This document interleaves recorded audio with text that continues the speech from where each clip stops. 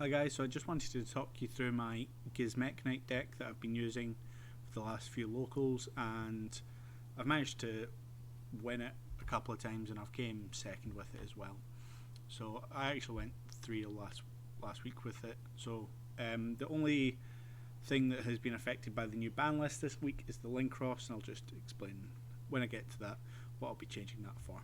So to start off, playing 3 gears through the Gizmekk Knight. So this is your only real normal summon in the deck that I main. It has two effects. The first effect is that you can send an Orchestra World Legacy card from your deck to your grave. Then if you have 2 or more cards in the same column, you can treat it as a tuner. That second part is irrelevant for this effect. You're only using it for the send, so you're going to be sending World Armor primarily and World Chalice as a secondary target. The second effect is if you control no other monster, you can special summon a World Legacy token to both players' field and defense position. So that's super relevant because you can summon the token to their side of the field, turn your token into a link cross, and then you get columns setting up all your other Mekk Knights. Next up we have 3 Purple Nightfall. This is the Stratos for the deck, so all the level 5 or higher Mekk Knights have this same summoning condition of if 2 or more cards are in the same column, you can special summon them from your hand. And the Purple Nightfall says that you can target a Mekk Knight monster, banish it until your next standby phase, and then you can add a Mekk Knight from your deck to your hand. So that's your best one really. Next best is Blue Sky. So this is also a Stratos, has the same summoning condition, and when it's normal special summon from the hand, you can add Mekk Knight monsters with different names, deck to your hand equal to the number of opponent's cards in the same column. So again, it gets you at least 1 card in most cases. Next up we have 2 Indigo Eclipse. This is Move Boy, so quick effects, target Mekk Knight control, move it to another of your main monster zones. So this works really well with the Floodgate spells and traps that we play, and with the Morning Star just to move it out of harm's way. Then we have the one-off, so I've got 1 Green Horizon, which when attacks declared involving this card and opponent's monster in the same column, you can target a Mekk Knight monster in your graveyard and add it to your hand. We also have red and yellow. These both have very similar effects. You can banish a Mekk Knight from your graveyard and then target a face-up card in the same column. For red moon it's a monster, for yellow star it's a spell or trap, and then destroy it. These aren't once per turns, so if you have these on your field you can destroy something by banishing from your grave, then Indigo can move them and then they can destroy something else as well. Next up we have the World Armor and World Chalice. These are 2 World Legacy monsters. World Armor, when it's normal special summoned, you can add a World Legacy card from your deck to your hand, and World Chalice, except the turn it's in grave, you can banish it to add a World Legacy card from your deck to your hand. So you usually want to send World Armor, and then if you don't have access to send that to the grave, if it's in hand, then you can send the World Chalice instead. Next up is the Gizmekk part of this. So we have the level 9 Gizmekk Kaku, and we also have the level 10 Gizmekk Okami. So Gizmekk Kaku fits for monsters in the next monster zone, you can special summon from your hand, and you can target 1 face-up monster in the next monster zone and equip it to this card, and when it destroys an opponent's monster by battle, you can special summon one of the monster cards equipped to this card. So that's a really easy summoning condition. You can summon it on your own turn. Same with Gizmekk Okami, so its summoning conditions is if 2 or more monsters special summon from the field or on the extra deck, you can just special summon from your hand. You can also pay 1500 life points, destroy all monsters in the field special summon from the extra deck, but you can only attack with 1 monster this turn.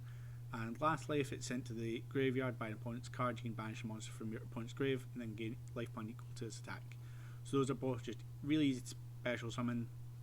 They have really good stat lines and really good removal effects.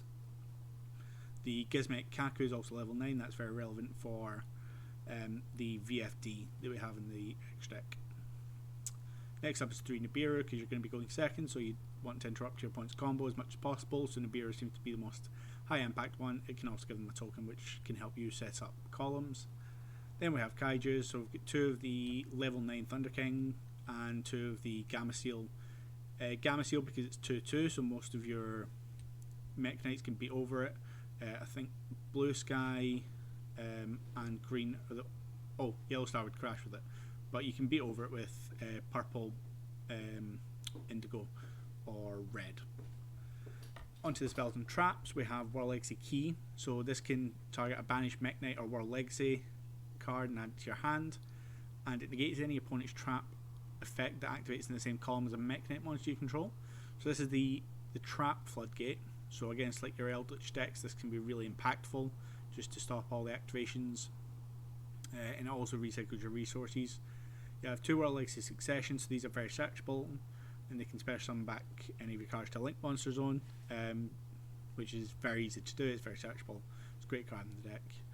We have 3 World Legacy's Memory, so this special summons a Mekk Knight from your deck in defense position, but return it to the hand during the end phase, and you can't special summon monsters from Mekk Knights for the rest of the turn, which is usually fine for when you're activating this. You can also be activating your opponent's turn because it's a quick play effect, and that means that you can interrupt your opponent more if you've got some of the floodgates out.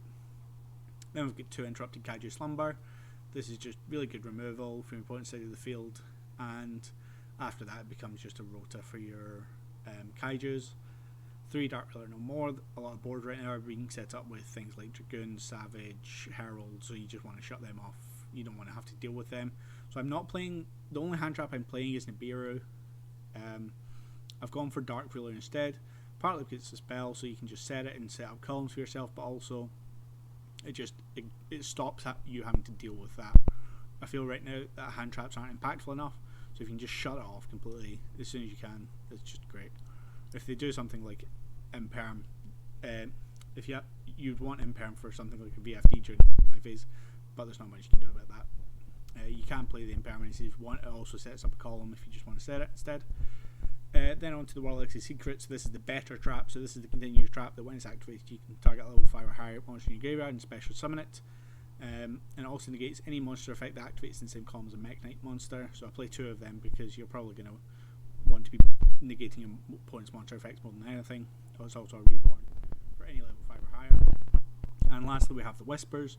So when this is activated, you target a level 5 or higher monster in the field, it gains 1000 attack and defense till the end of the turn. It also negates any opponent's spell effect that activates in the same column. So this is really impactful when things like Striker are in the format, but there's less spell heavy decks in the format right now, but it's still a really good card. And it just means if they try and crash something, you can help it stick around. So that's it for the main deck. This is, in my opinion, pretty solid. I'm very happy with this, and I don't think I'll be changing this even after the ban list. Next up onto the side deck, so we'll start off with World Legacy Scars. So this is the field spell. It has 3 effects. First one is that all Mekk Knight monsters on the field gain 300 attack and defense. It's nice, but it's not relevant most of the time.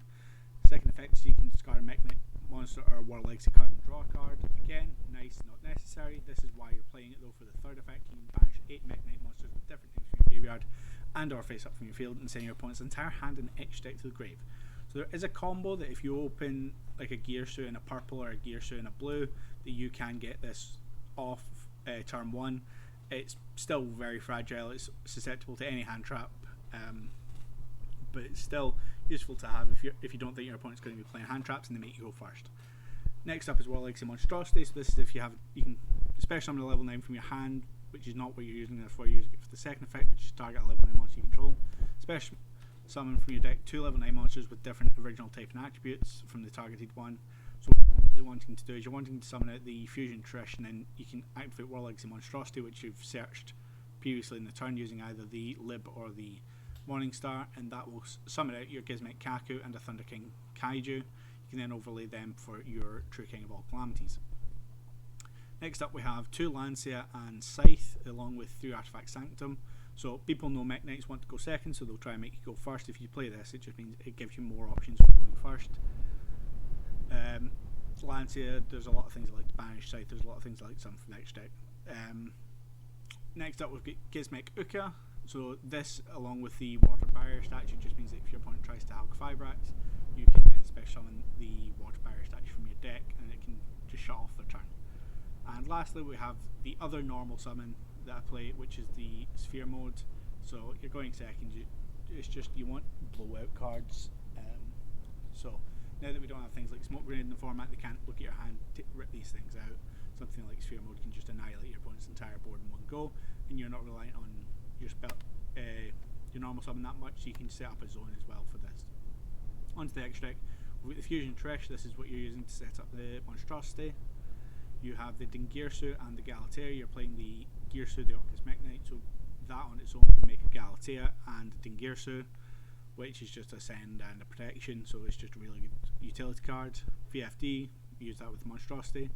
The Area, this is just for the water barrier, so I had the extra space in my X deck, so I thought I may as well use this. It means I'm not locked under the water barrier statue. I can link it away into the area. It gives me link zones if I have something like the World Legacy Succession.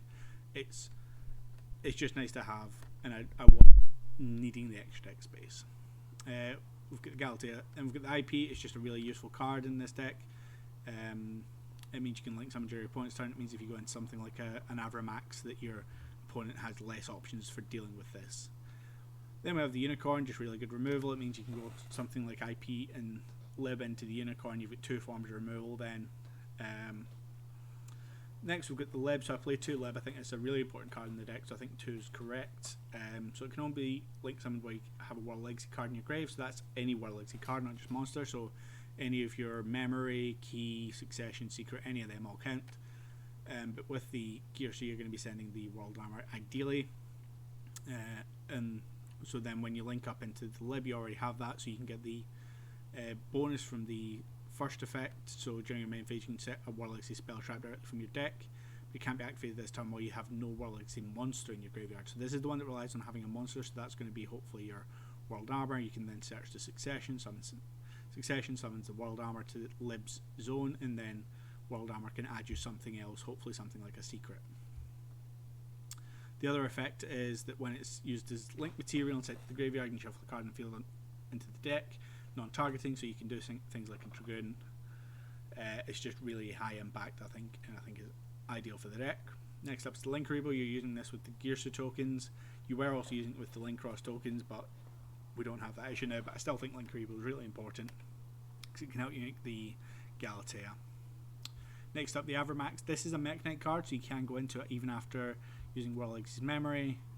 It's super strong, dealing with problem cards. Your opponent's not going to be shot out by battle very easily. And if it's sent to the grave by opponent's card, not just card effect, you can shuffle a card and field it into the deck, again non-targeting. Next up we have Mekk Knight of the Morningstar. Super good card, so you just need at least one Mekk Knight to summon it, and any other monster. If it's link summon, you can discard a Mekk Knight or World Legacy card, so any of the World Legacy spells or traps, or if you have one of the World Legacy monsters stuck in your hand, you can just discard them, and it adds you any World Legacy card from your deck to your hand. So you're not going to be searching the spells or the monsters with this because you don't need them, but it can get you any of the spells and traps that you need. I usually prefer grabbing something like a World Legacy Secret because this just can shut off entire turns. I'm playing 2 of them just because they're really useful, and people never read the second effect, which is if your Mekk Knight monster battles a monster a different column than it, your monster can't be shot by battle. You take no battle damage from that. So it's just, it can just stall out turns. If you've got something like an Indigo, you can just move columns, and people can't really deal with that very easily. They have to try it by card effects, but by that point, if they've gone into battle phase, they haven't read this point. Then we have the Spectrum Supreme. So this is just a really useful card. You use it in the Scars combo. The Scars combo is still usable even without the Link Cross. So this can attack directly if it's the only card in its column, and if it points to monsters, it can't be struck by card effect, so it only points to your zone, so you can control that quite easily. And they can't target it either.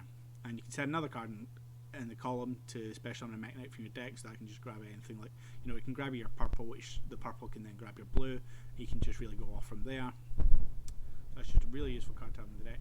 Last up is Link Cross. It's really useful for the Trish combo. I'll still be playing about. The Trish combo is a bit harder now because you don't have just an easy way to generate so many guys on field.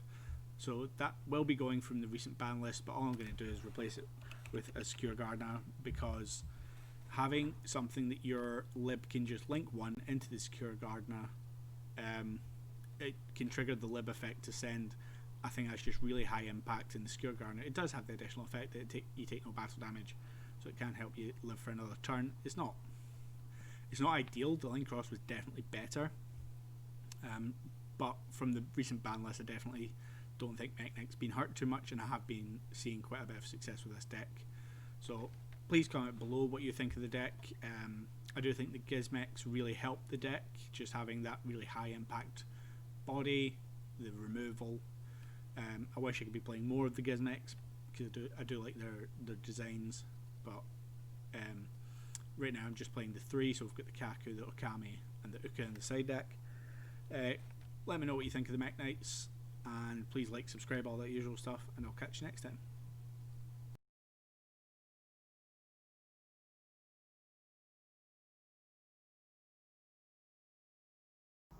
Shh, not a zombie channel.